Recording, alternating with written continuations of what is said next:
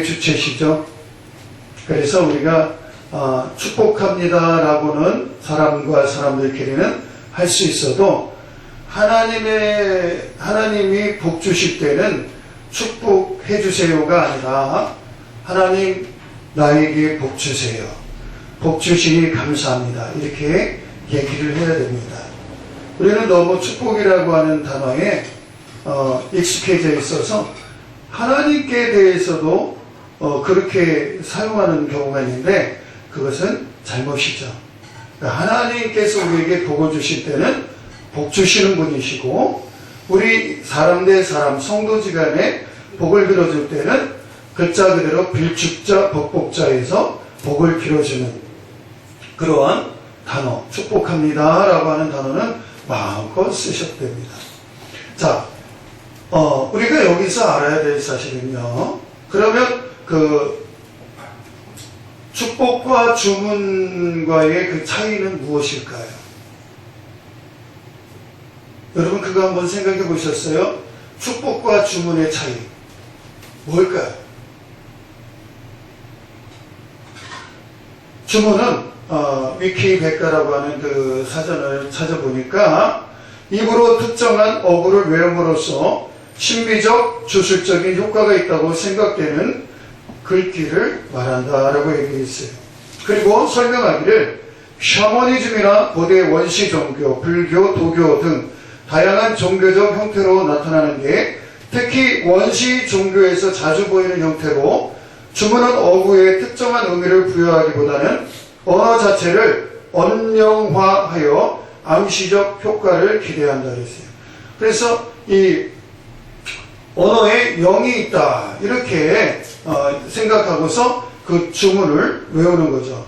그래서 그 문장 속에는 각각 고유의 신선한 에너지가 새겨져 있어서 사람에게 영향을 준다라고 하는 것이 이 주문입니다. 그 대표적인 주문이 뭘까요? 불교에서 얘기하는 옴마니 밤의 흠. 뭐 영화나 이런 데 보면은 이런 주문을 외우는 게 많이 있죠. 이런 것들이 바로 주문이에요. 그런데 우리 성도들이 말하는 축복은요, 이 복을 빌어주는 말은 이런 주문과 전혀 다르다는 거죠. 축복은 그 사람의 인격과 모든 것이 담겨져 있습니다. 그래서 내가 제대로 살지 못하고 내가 본을 보여주지 못하면서 남에게 복을 빌어준다 이거는 있을 수가 없는 거죠. 그렇기 때문에 적어도 우리 예수 믿는 사람들은 내가 하나님의 말씀에 입각해서 그 말씀대로 살아가고 있어야 된다라고 하는 거예요. 그렇게 해서 남에게 복을 빌어줄 때에 그 말이 영향력이 있는 거예요. 자, 그러면 우리가 첫 번째로 생각해야 될 것은요, 누구의 이름으로 축복해야 되는가 말입니다. 누구의 이름으로. 27절 말씀을 보니까 하나님의 이름으로 축복해 줘라. 그래요. 어째서 그럴까요? 하나님은 앞서도 말씀드렸다시피 복의 주체이시기 때문에 그렇습니다. 그리고 내가 아무리 복된 말을 해 주어도 그것이 효력이 있으려면 어떻게 해야 되느냐? 하나님의 이름으로 선포될 때에만 그 말이 비로소 효력이 있다라고 하는 거예요. 그러니까 다른 샤머니즘적이나 아니면 다른 어떤 충문이나 이런 그 다음에 주문이나 이런 것들은 다 뭐예요? 하나님이 배제된 하나님이 없는 그러한 언어이기 때문에 그 언어에 힘이 없다라고 하는 거예요. 자, 우리도 마찬가지입니다. 예수님의 이름으로 축복합니다 라고 했을 때 그 말이 힘이 있는 겁니다.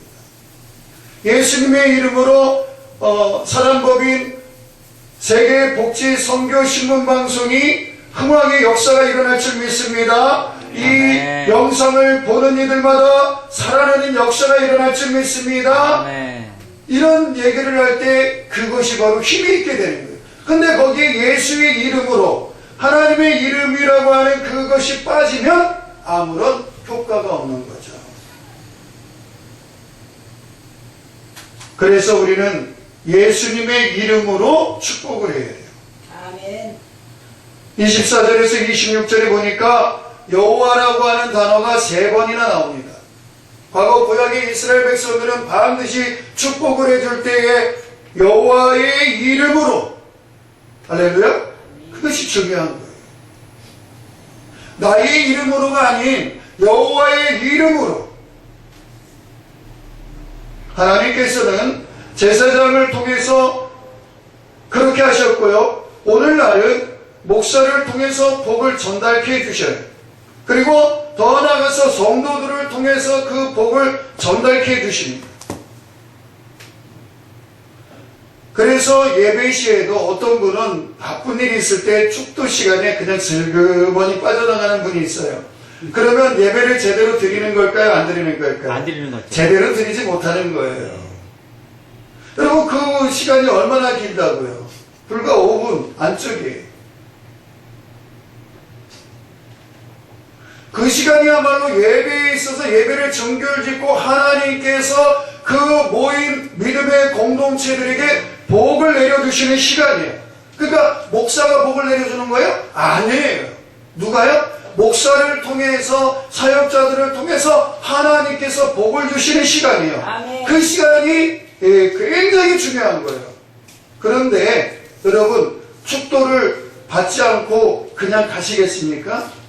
이 시간 이후부터 사랑하는 방송가족 여러분, 어떠한 일이 있어도 예배 때에 축도가 끝난 다음에 가시기 바랍니다. 아멘. 그 시간은 하나님께서 주의 종을 통해서 복을 내려주시는 시간이에요. 그래서 베네딕션이라고 하는 단어를 씁니다. 우리 말로 얘기하면 강복이다. 그냥 축도가 아니에요.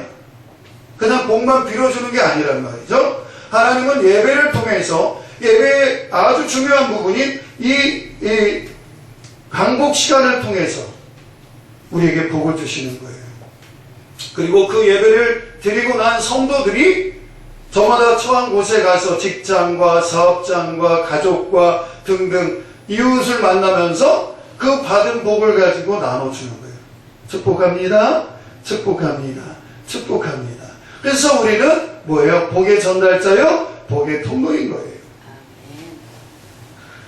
그리고 두 번째로 또 축복의 대상은 누구일까요? 축복의 대상은요, 이스라엘 백성이에요. 즉 믿는 사람이죠.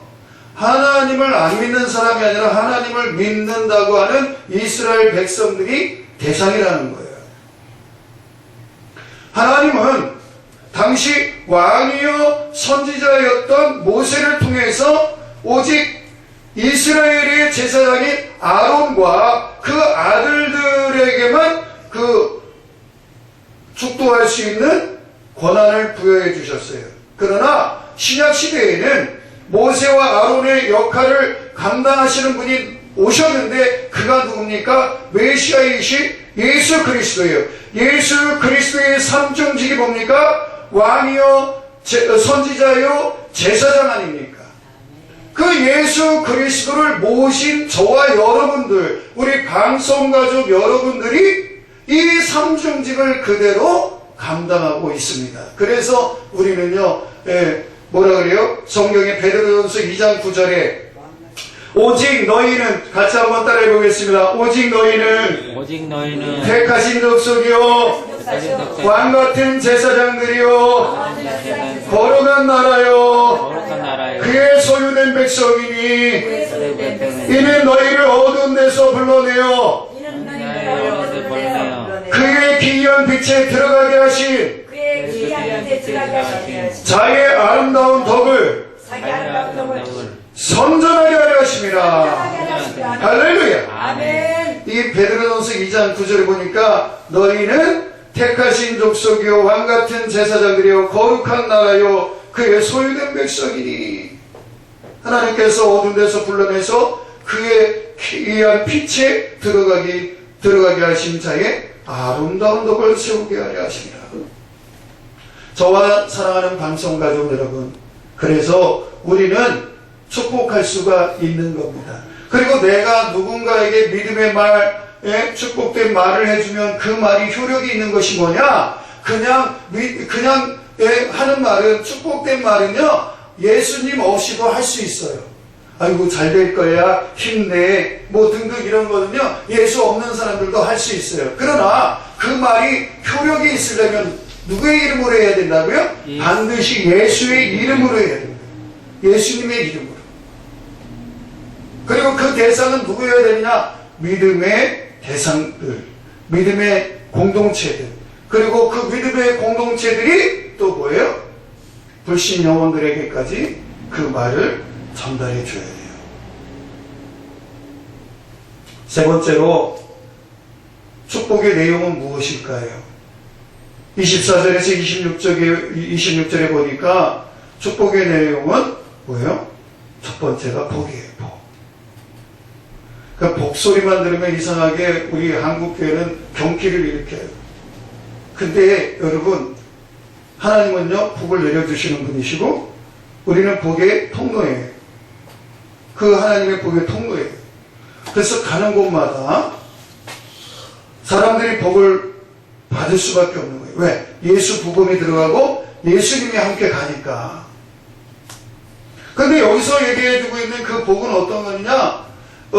가장 복의 기본은 뭐예요? 나를 택해 주신 그 복이 가장 큰 복입니다. 나를 택해 주신 그 하나님의 은혜가 가장 큰 복인 줄 아시기 바랍니다. 그리고 또한 그 복은 뭐냐? 내가 살아가면서 헤아릴 수 없이 많은, 형언할 수 없이 누리는 그 복들. 그래서 신령한 복을 하나님께서 우리에게 살아가면서 막 주시는 거예요. 그러니까 예수 믿는 사람들은요, 안 되는 게 기적이에요. 따라해 봅니다. 안 되는 게 기적이다. 이게 잘 될 수밖에 없어요. 만나는 분들마다 복을 빌어주고 하나님을 믿으니까 그 하나님께서 안 되게 해주시겠네요. 그러니까 이제부터 장사를 하는 분들이 안 되고, 또 요즘에 시대가 시대인지라 전 세계가 이 바이러스 때문에 홍역을 앓고 힘들어 하잖아요. 우리나라도. 이때 어떻게 해요? 믿음을 실어주는 말을 하세요. 아멘. 하나님이 지켜주실 것입니다. 네? 시 91편을 보니까 어떠한 천인이나 만인이 다 넘어져도 하나님께서 지켜주신다고 하는 내용이 있잖아요. 어떤 연병이 들어와도 그렇게 지켜주신다고 하는 그 말씀을 부여잡고 살라고 믿음의 말을 해줄 때, 그때 하나님께서 역사해 주십니다. 아이고 시대가 시대인데 지금 어딜 나가? 예배도 다, 교회도 다 문 닫고 그러는데 말이야, 가서 병원 겨우려고 말이야. 그러면 여러분 다 죽어요.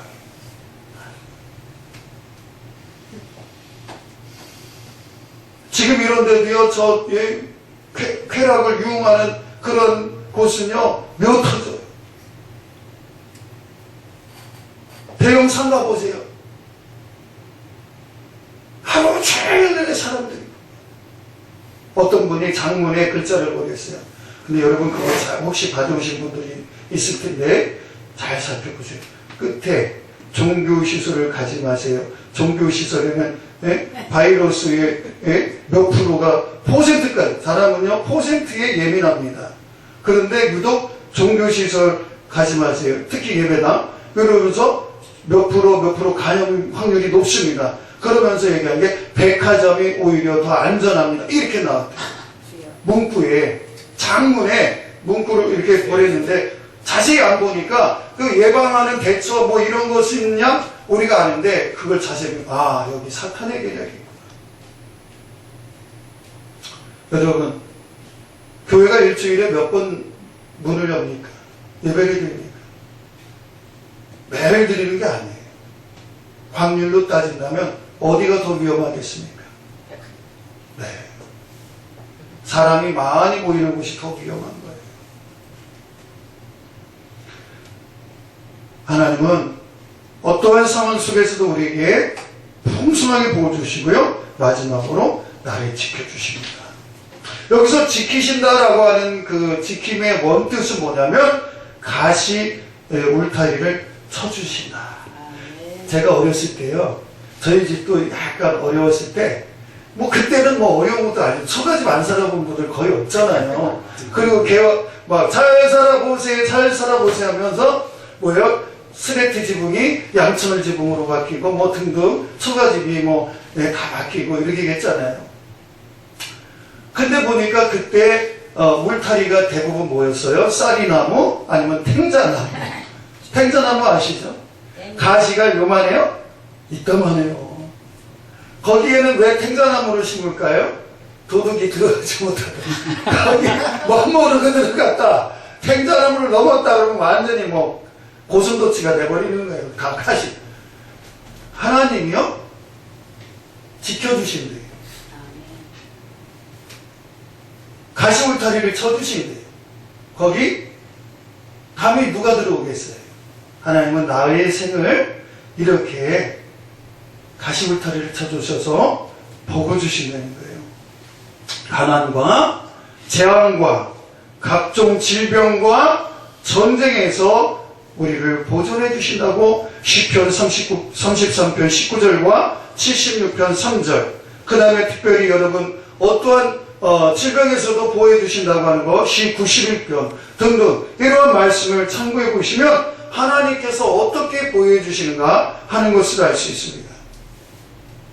오늘날 하나님 나라를 영유하고 살면서 저 천성을 믿고 의지하면서 산다고 하면서 생사화복을 주관하시는 하나님을 무서워해야지 우리가 이러한 바이러스 때문에 서로를 멀리하고 하나님 섬기는 것을 게을리하고 공포에 두려움에 떤다면 이것은 문제가 있는 거 아니겠습니까? 제만은 이 세상에서 살면서 우리가 한시도 이렇게 질병에 노출이 되어서 넘어질 수밖에 없는 그러한 상황이지만 우리 하나님께서 보호해 주시고 나를 사랑해 주시고 함께 해 주신다는 사실을 믿는다면 우리는 어떠한 환경을 만나든지 두려워하지 않을 수가 있는 겁니다. 그러므로 이제부터 우리 주변에 있는 분들에게 이 말씀을 들었으니 마음껏 축복해 주세요. 마음껏 하나님의 복을 전달해 주세요. 하나님께서 어떠한 질병으로부터도 보호해 주실 것을 믿습니다. 힘내세요. 힘내세요. 이렇게 이웃들을, 믿음의 공동체들을 힘을 내주고 북돋아주고 문자 하나라도 믿음 떨어지는 말을 하는 것이 아니라 그래서 문자 하나도 제대로 보고 전달을 해야 돼요. 그게 뭐예요? 예수 이름으로 전달하는 거니까. 아멘. 그렇게 될 때 우리 믿는 사람들이 살아나는 역사가 일어날 줄 믿습니다. 저도요 여기 2시간, 1시간 반 이상 차 끌고 왔어요.